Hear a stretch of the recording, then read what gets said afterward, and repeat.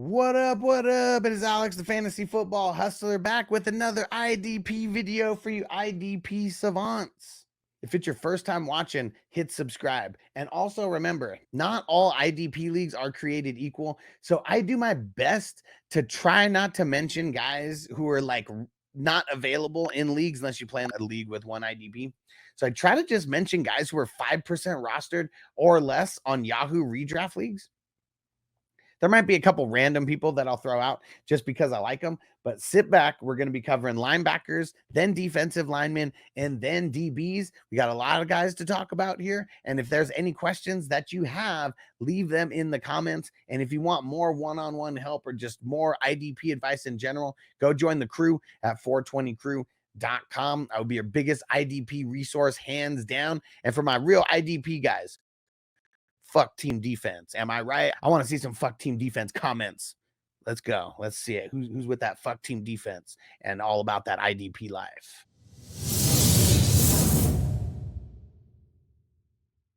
My first linebacker to talk about here, Mr. Nakobe Dean. Oh man, when he was a rookie in Dynasty, I'm telling everyone, pick him up, grab him, draft him, put him in your taxi squad, like be there. He's going to sit for 1 year and he is going to be the guy. Then what's he do in year 2? He gets hurt. But now we're in year 3, and that's well behind us. And guess what? If you're watching on YouTube, you can see all the points that he has here. Literally double-digit points in every single game. This is IDP 1-2-3 scoring. It is Sleeper's default. Sorry if you don't play on IDP 1-2-3. This week, very different, though. 11 total tackles. 6 of them are solo. And then 2 big sacks. Big old greasy sacks. Big old wet donkey balls. 37 points. Number 1 linebacker on the week in IDP 1-2-3 scoring. So if Nakobe Dean is available, pick him up.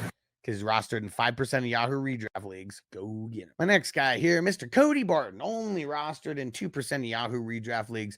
I always hate on him because Alex Singleton was just like so much better than him.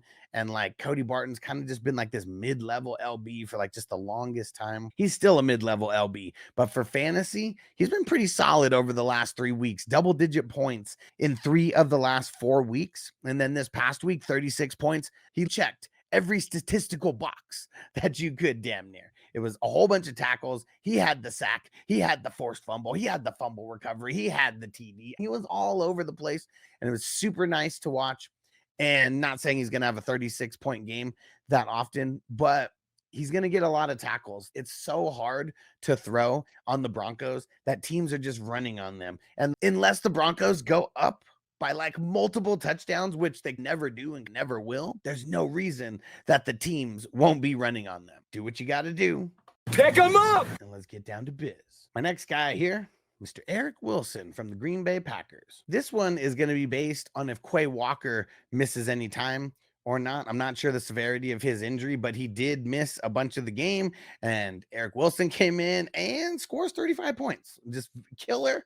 I'm sure nobody was starting him. As far as Yahoo's concerned, he's rostered in 0% of leagues. And you look on Sleeper, rostered in 0%. This is more of like a speculative ad to say pick him up. Pick him up. But we're going to be watching injury reports. And if Quay Walker, for some reason, does not play this week, Eric Wilson's going to be a very solid start versus those Jacksonville Jaguars. My next guy here, also rostered in 0% of leagues. I bet you don't even know who this dude is.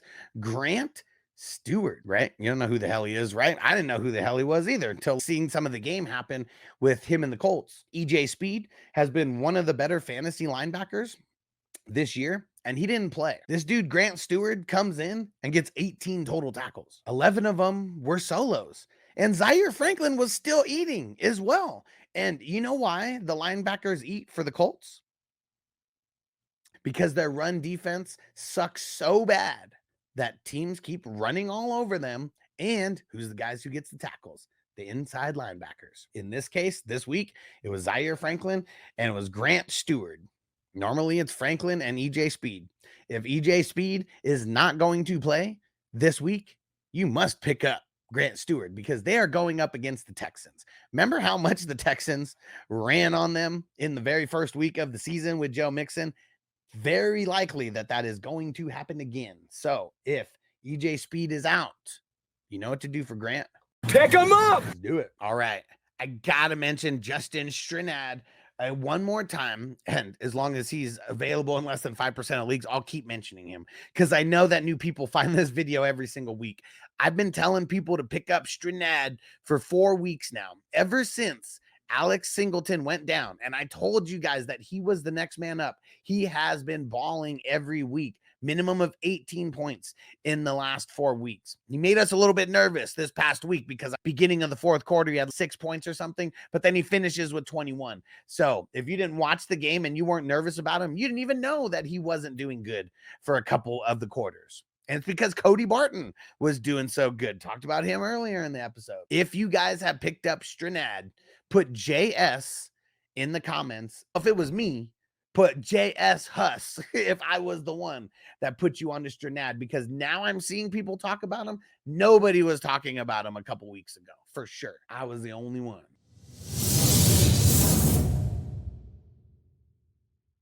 All right, let's kick off the defensive lineman now. And you could actually plug in Dante Fowler Jr. as a linebacker as well, but you're always going to be a little bit more of a cheat code. You plug him in, that's the DL. Been telling you guys to pick him up for a couple weeks now. Back-to-back huge games. And last week I was a little bit more on it. Like, you guys need to pick him up because he has one more good game. He's going to be on the radar for everybody as far as the DLs go. And what does he do? He's like the top DL damn near on the week. A lot of it was because of the touchdown, but he's still mixed in a sack as well. In the last 3 games, he has 4 total sacks. And now he's going up against Chicago, who has a bad line, and Caleb takes sacks. So if he's available, you better listen to me this week. Pick him up. He's only 1% rostered in Yahoo Redraft League. Next guy on the list here. I'm super excited that I get to talk about Jalen Carter for Redraft, because Jalen Carter for Dynasty, of course we were talking about. He's like one of the top players IDP wise last year when he comes out, but that's a pretty quiet season. This year, I'd say it's still been a pretty quiet season, but he's been making waves in 3 out of the last 4 games. Just in the last 2 games, 3 total sacks. He had 2 sacks against the Giants specifically, and now going up against Cincinnati. I know Joe Burrow may not be like one of the top sacked QBs in the league like Danny Pesos, but I still like Jalen Carter's outlook for the future. And if he's available, I would go pick him up. Pick him up! For sure. Next guy on the list, AJ Epenesa. Now, he goes in spurts, but it's tough to deny him having 3 sacks over the last 2 games, some forced fumbles, and he's just been a big part of that defense in general. They got Seattle this week.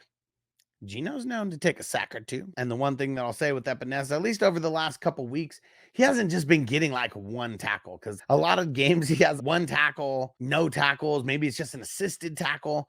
Last couple games, he has 7 tackles total. That's more than any other 2-game stretch that he's had this year. And if he's available, pick him up, because you might need someone to get in there and go get a sack. Next guy on the list here, George Karlaftis from the Kansas City Chiefs. Been a bust for the most part in like fantasy football. Even this year, he only has 2 games with double digits, but I love the matchup so much coming against the Raiders that I feel like I have to deploy him. The quarterback play has been so bad. Their wide receivers aren't really getting open, so they're definitely going to be getting more coverage sacks. So yeah, George Karlaftis is one of those guys. Like, I don't want to really keep him for the rest of the year, but picking him up just to deploy him this week, that'd be a really good strategy if you got someone who's maybe hurt.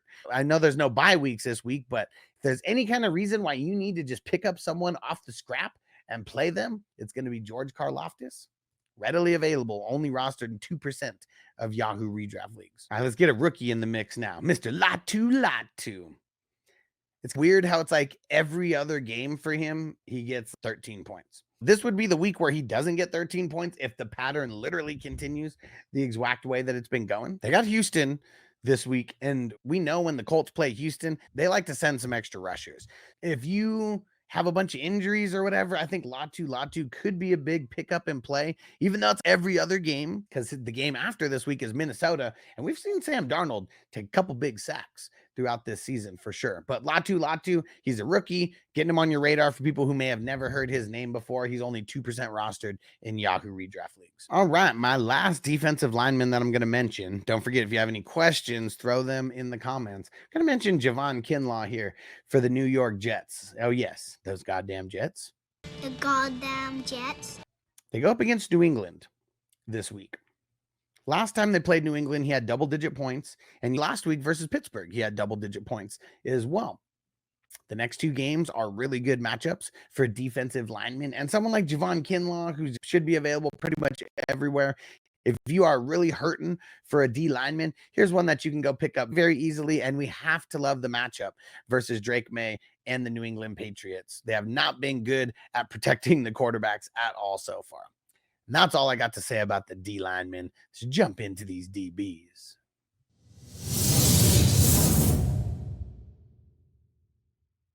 All right, let's kick the DBs off with a Rams DB, Mr. Kam Curl. Boy, did he kill it last week.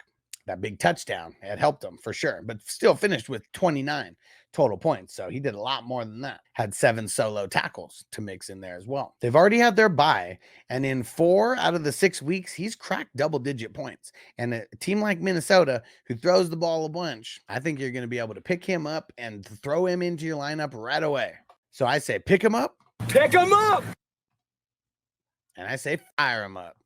All right, fire him up! Here's another DB that you should be adding if you're hurting for a DB this week.